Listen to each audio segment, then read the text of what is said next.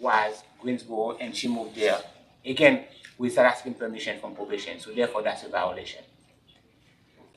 There is also an allegation in there about the contact with her children. Because her mother became ill and had to go to, has to be hospitalized, she transferred custody of the children from her mother to her sister. So the mother was upset because she was getting federal assistance for the children, and when she removed the consent that she had granted the mother was going to get upset about that. But now the sister is getting it because the sister is taking care of the children. The mother is in the hospital, she cannot take care of the children. And I think that's when the mother went and told probation that she was in Ohio, which is not true. She's living in Greensboro, Georgia. It's still a violation. She's out of the jurisdiction of the court, but the court have to take that into consideration. She, as of today, Your Honor, she has left 567 days on case number 0037. Granted, she's been in jail since April, arrested because of Your Honor warrant in Cobb County, before she was transported from Cobb County back to Spalding County. I'm asking Your Honor to revoke half, 283 days, or otherwise give her credit for the time she served in Cobb County on the 0037, and for her to be banished on the 21 SR 1352 and the 21 SR 1354 that are subsequent cases. They are consecutive to the 0037, Your Honor. And thank you. All right. How long was she in Cobb? How long were you in Cobb? So I got arrested in Cobb County on April 2nd, and I was released June 2nd. From there, I went to Henry County for my probation from 2017, and I stayed there, and I got released on July 20th, and I came from there to Spalding County. All right, give me the very first date and the very last date that you were somewhere else. You said April? April 2nd through July 20th. And on July 20th, you went from Henry to here? Yes. Thank you. All right, that's the information I need. All right, Mr. Shepard, I'd like to hear from you. So Judge, this has been a long, ongoing thing with Ms. Goins, not just from this case, but from all the previous cases she's had. She has cases all over creation, different courts. She's got obligations to that she's not living up to what she's supposed to be doing. This one, she pled December 9th of 21, and she's got 567 days left on it, to give you an idea of the kind of probation she's been to have that much time left on it, 2 years from 18 months ago. She's not reporting what she's supposed to, not paying the fines, left the jurisdiction. There's allegations of her contacting the kids. One of these cases, an interference with custody case, that she's had a couple, how many revocations on this one, Marty? This would just be the first one she absconded. First, okay. And she missed a revocation hearing on this one. She sends cease and desist letters to the court, to probation, telling us to quit contacting her about these matters. Oh, I read that. It's she- me. That she's was given that was herself- Ms. Goins? Okay. Yeah, she granted herself power of attorney over herself.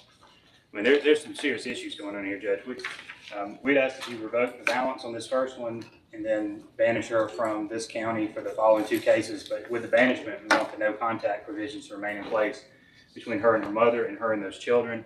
The mother has made efforts to keep those children away from her for good reason, and the court ordered her to stay away from those children. So we want that to remain in place throughout the balance of this probation. All right, so just to ask some clarifying procedural questions. Your Honor,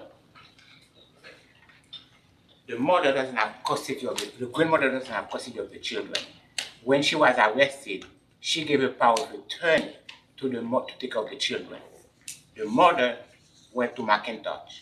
So therefore, she transferred the power of attorney from her mother to her sister. The mother is upset because she's not getting food step on behalf of the children anymore. Because now the sister is getting them for the benefits of the children. And also, she missed the scheduled hearing on April 21st, but she was in jail in Cobb County. Right. So therefore, she could not have get out to come and attend the hearing. All I'm asking your Honor is basically to revoke some of the time, and as we earlier discussed, she's not a good candidate for probation. You know, the other two cases, she'll be banned from the county for on the two following cases. And that's what I wanted to clarify with you. I'm hearing a little bit of consent here between, or at least an agreement between the two sides that the final two cases, if She'll they're be not banished, already she'll be banishment, banished. everybody's okay with that. Right. So then that leaves me with the decision of what do I do with this case, 19 SR 37? Yes, sir. She's got 567 days left. That's what I was looking When she pled to this in December of 21, I can't do the math off the top of my head, but I know that's a lot more than she should have left right now. I mean, that's a year and a half. That's 18 months left, and we're 18 months, should be 18 months into it. She's just shown time and again she's not going to do what she's supposed to do in probation. She missed the probation revocation hearing because she was in jail, but that's her fault that she was in jail. I mean, this is all stuff that she's brought down on herself. She's not a good candidate for probation. She's not going to do right, and there's got to be some consequences for it. Do the other two cases already include banishment, or am I changing those to banishment? We would be changing those to banishment, Judge. All right, just trying to do procedural thoughts in my head. All right, and, The way the second two cases are ran, the first one, 21 SR 1352, is a no early termination, and then 21 SR 1354 has a non-report option. okay, that makes sense. Okay. It also had, I'm sorry, No. I don't think this was brought, the second case, the 1352, also has a family violence intervention class requirement on that. Right, so I'm thinking that with those two cases, since there's agreement from both sides, even though they're not on this calendar, I would just simply say, let's do whatever we need to do to convert them to non-report and banishment. So that the 1352 and 1354, the conditions are lifted other than banishment and non-report. And of course, no contact, or whatever the no contacts are, those don't change. All right, so if you'll go ahead and mark those as, I'll need those two by agreement and consent, and that just leaves me with the case that I have left. And there's one other thing I just do want to throw in there. Yes. There's a gap in the case numbers, 1352, then 1354. 1353, I believe, was also a family violence case that was dismissed as part of plea negotiations. So there was originally 4 cases here. Oh, I see it, there it is. Dismissed on December 10th, 2021. It was dismissed as part of this plea. That works. And actually, that one has the letter that I read that she sent from jail. And it was a stay away notice. Yeah, there's another one that was filed in the clerk's office here, July 18th of 2020.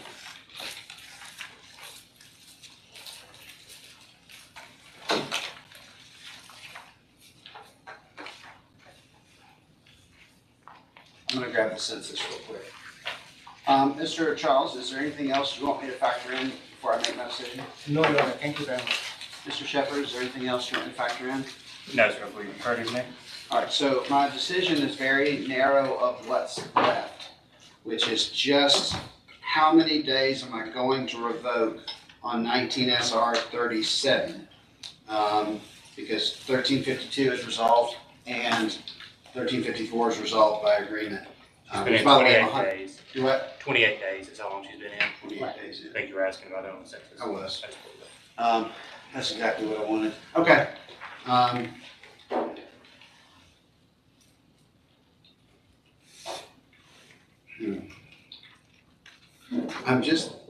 go ahead and tell you, just so that y'all know kind of what's going on in my head. I'm just frankly concerned that whatever I give will kind of be cutting off my nose to spite my face. But at the same time, if I convert this into a banishment, I get more time that I can control the access to Spalding County, which is what I think is in this court's best interest. So that's where I'm headed, because that way, if she comes back in to Spalding County, that is one of the easiest revocation hearings I could have. So that's what I'm gonna do on this case. I'm gonna revoke 283 There's no credit for time served. That's up to the sheriff. I don't have any interest in that. But it's immediately gonna be banishment. She must leave immediately. And if there's any other conditions other than, of course, to stay away of the family and all that, I don't know what those are, but those stay as they are. So, Ms. Goins, you understand that I'm creating some space between you and Spalding County. And my standard position on this would be just to revoke the balance. But because I have an option of having you go and start a new life somewhere else, and also keep my hands around this case so that if you do come back into Spalding County, that I can just simply revoke the balance, that's what I think is in this court's best interest, and that's what I'm doing. Do you understand that? I do have, Judge, Yes, Your Honor, she also was on probation with JAG, so what? Cindy Griffin? Right, Oh, so yeah, I forgot. what Ms. Matthews says she should do is take Your Honor's sentence, take it to JAG and tell them that to put on on phone reporting because she cannot come back to Spalding County. Yeah, and we have constant contact with Chief Rodriguez and the JAG team.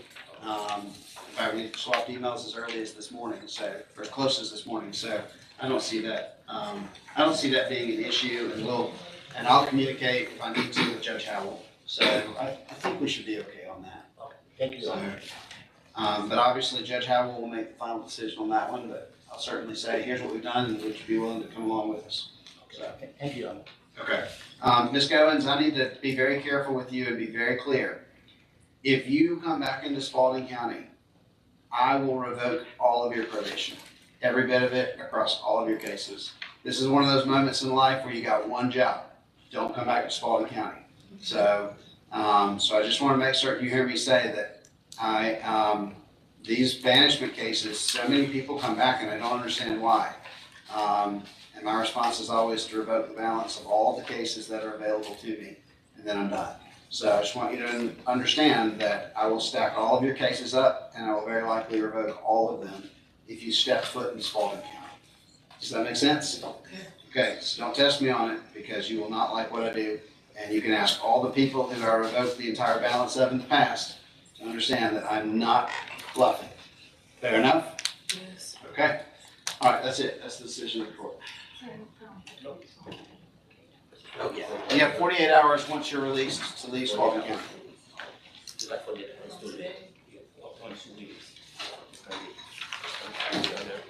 Oh, she needs to sign this, Ms. Charles.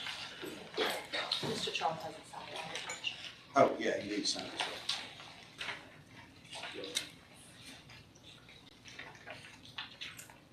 All right. Ms. Heffron has just walked in. Ms. Heffron, Mr. Henley is a no-show this morning. So I've issued a warrant for his arrest. When he is picked up, he will be held in Spalding County Jail.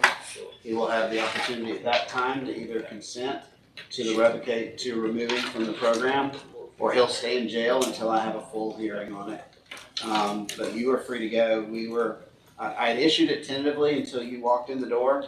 But you and I had agreed for you to come at 10:30. It's 10:15 for record purposes, but he's not here, and he was told to be here at 9:30. So, good to see you. So, you're free to go. If he wanders in after you leave, he'll go to jail.